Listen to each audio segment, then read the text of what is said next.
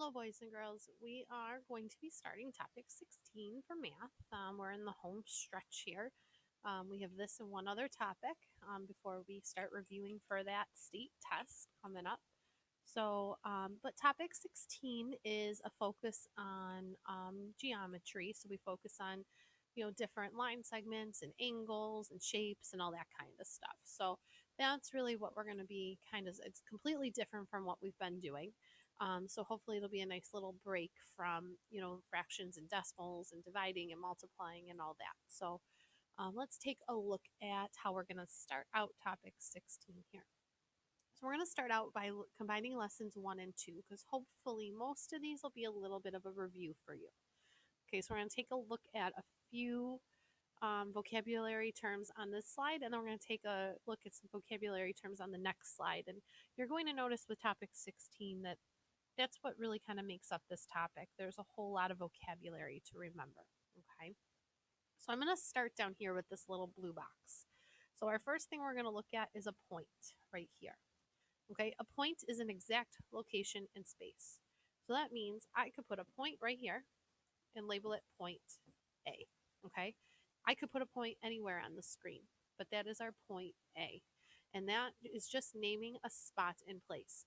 So your seat, for example, in the classroom is your point or space that you take up in our class. That's your location in our class. Okay, so you could think of your chair as a point.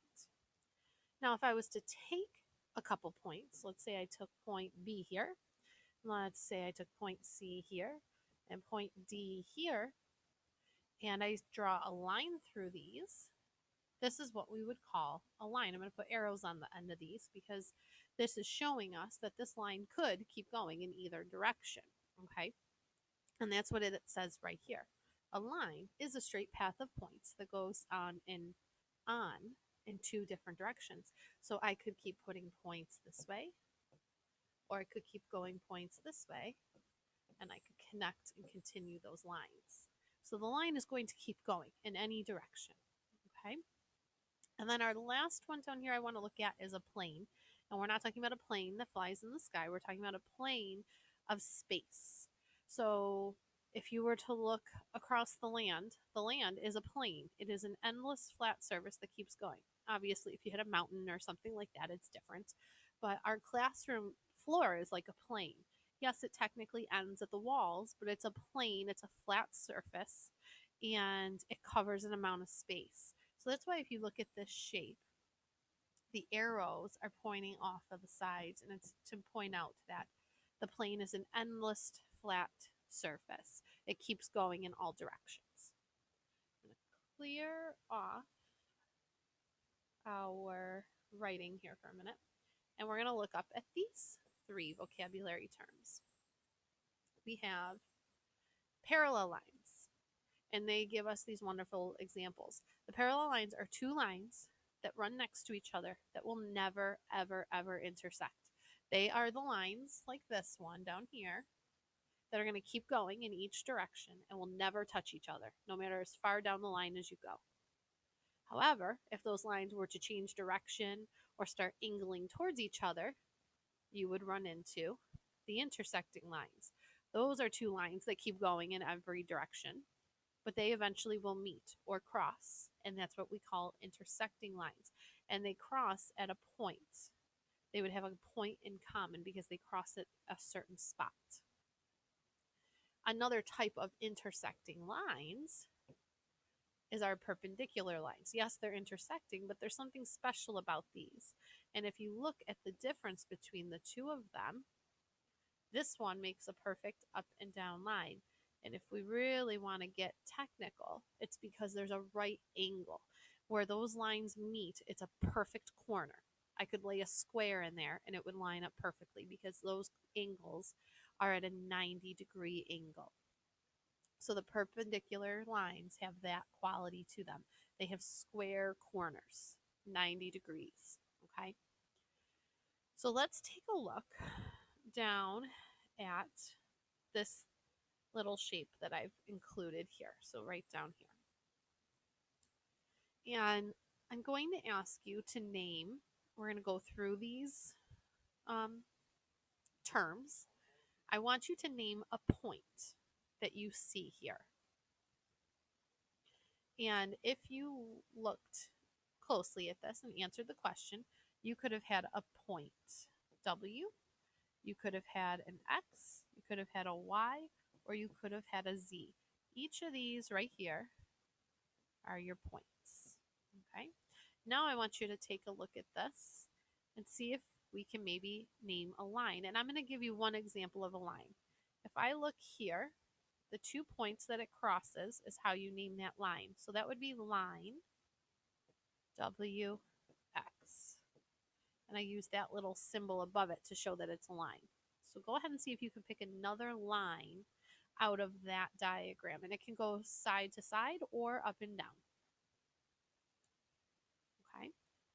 The next thing I'd like you to name out of there is maybe a set of parallel lines. So maybe you might want to look at another set of lines that are opposite the line that you just named. So I'm going to end up using one of them here, and you're going to have to look for the other. So I already used my line WX. So I'm going to look for the line that goes across from it, which is line YZ. Okay, so WX and YZ are parallel to each other. Okay. All right. The last thing I'm going to ask you for is, can you find a set of intersecting lines or perpendicular lines? Okay. All the lines in this shape, I'll tell you right now, are perpendicular.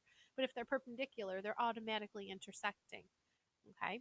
So see if you can find 2 lines that are intersecting or perpendicular to each other. And I can even give you an example if you want. If we look at our WX line, okay, I look to see what line crosses it. I'm going to give you one of them. It could be WY because it crosses the WX line. It intersects at that point. Okay, so see if you can find another line that maybe intersects with WX, or 2 totally different lines that intersect each other or that are perpendicular to each other. Okay. All right, let's head on to a few more terms to take a look at for today. So using our lines and all of that we just talked about, okay, we're going to look at how we use those lines and line segments and points to make angles. Okay. So different from the first slide, we had a line which kept going in 2 directions. A line segment, however, is similar to a line. Okay, it connects 2 points. But if you notice, this does not have any arrows that keep going. It means that line segment ends at those 2 points. It does not keep going. So it's the difference between a line and a line segment. It's because you're almost kind of taking a small part of the line that does keep going, taking a little portion out. Array is a mix of a line segment and a line. And what it is you're starting at this point, so that point N, I'm going to draw it as I talk. And I have my point O. That line's going to start at point N, keep going all the way through point O, and it could keep going and going and going, just like our lines do. And this right here is how we make all of these down here, all of our different angles. So our first angle here, the right angle, makes this perfect 90-degree angle. It makes a corner. So the corners of your paper, the corners of your tables, those are all right angles. And if you keep that in mind, that it's a perfect angle, it means it's 90 degrees. So to look at this angle here and this angle here, I want you to keep this piece of information in mind. Okay? An acute angle is less than 90 degrees, and an obtuse angle is greater than 90 degrees. Okay, and then if you look here, we have our straight angle, which is a flat, and that would be 180 degrees. So for your question, I'm going to ask you to name a certain few types of angles. All right, thank you, boys and girls.